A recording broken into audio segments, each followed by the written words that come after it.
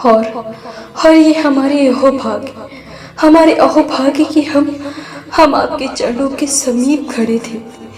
मैं भयभीत होते हुए भी आपके चरणों पर गिर गई और तभी मैंने देखा कि आपके चरणों के अंगूष्ठ से कुछ विचित्र अमृत तुल्य टपक रहा है, जिसे मैंने बिना विलंब किए अपने मुंह में ग्रहण करना आरंभ कर दिया। मधु से भी विचित्र स्वाद था उसका।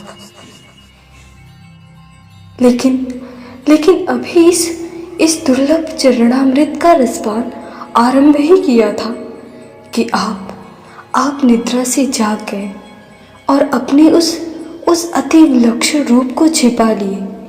लेकिन स्वयं को इस रूप में आपके समक्ष देखकर मैं काफी भयभीत हो गई, ये सोचते हुए कि अब आप अवश्य ही मुझे दंड देंगे।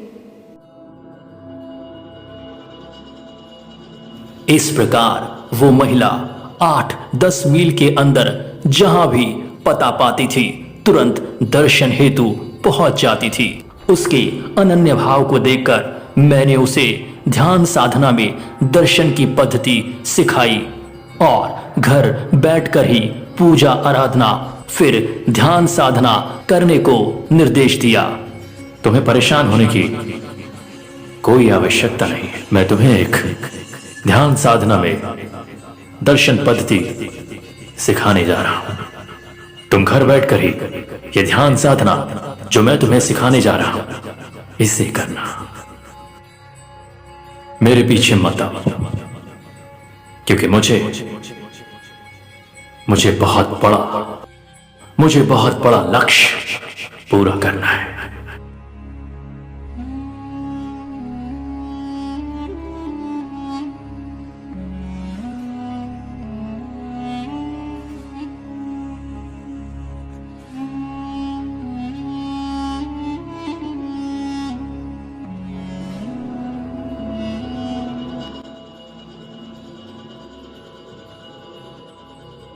श्री सहदेव जी एवं रामदेव जी के साथ मैं बभनौली से पूरब दिशा की ओर ब्राह्मणों की बस्ती में जा पहुंचा।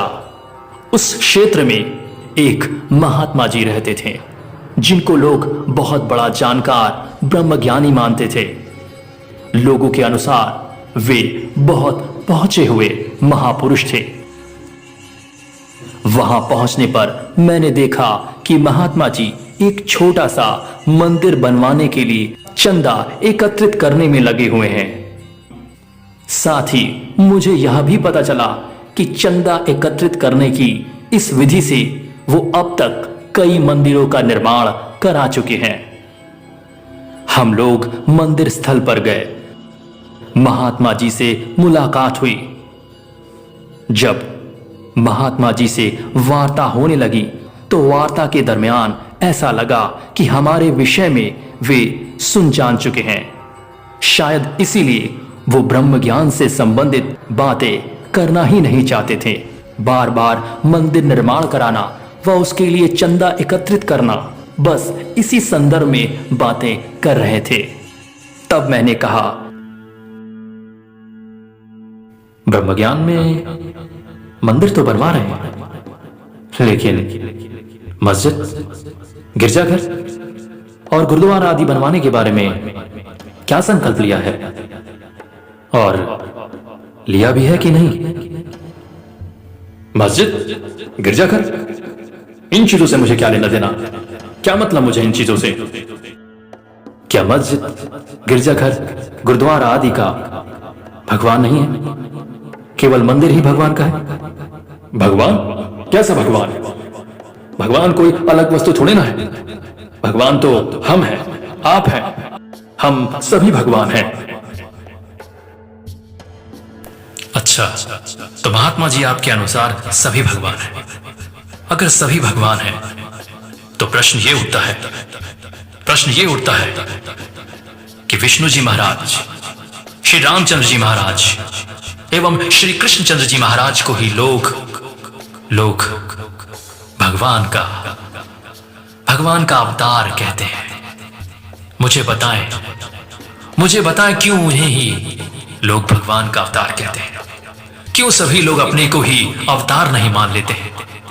वो नहीं मानते, ये उनकी अज्ञानता है।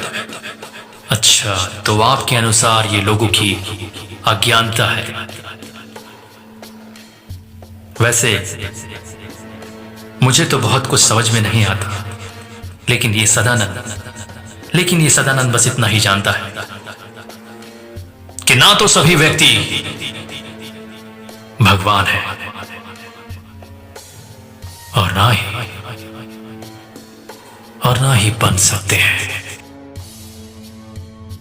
क्योंकि भगवान बनने बनाने वाला विषय वस्तु नहीं होता, वह तो पहले से ही है। तो बनना क्या? क्योंकि बनने वाली हर चीज बिगड़ जाती है, लेकिन भगवान जैसे का तैसा रहता है। बनने बिगड़ने का उस पर कोई प्रभाव नहीं होता। भगवान ना तो बनता है और ना ही बिगड़ता है, बल्कि वह तो सदा एक रूप, शाश्वत, सर्वोच्च शक्ति सत्ता, सामर्थ रूप, एक परम सत्ता रूप, परम तत्वम रूप, आत्म तत्वम, शब्द रूप, शब्द ब्रह्म रूप, एक परम सत्ता रूप, परम तत्व रूप, आत्म तत्वम, शब्द रूप, शब्द ब्रह्म रूप, पर ब्रह्म या यहोवा या परमेश्वर या गॉड या अल्लाह ताला या काल अलम रूप, शब्द रूप भगवान है। वह ना तो शरीर हुआ है, ना है और ना ही होगा।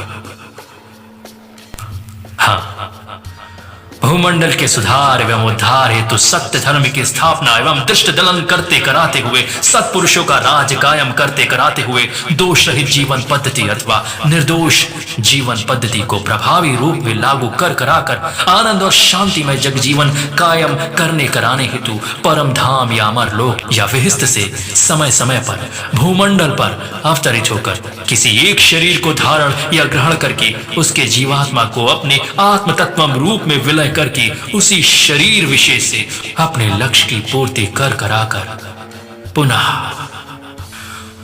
परम धाम को चला जाता है।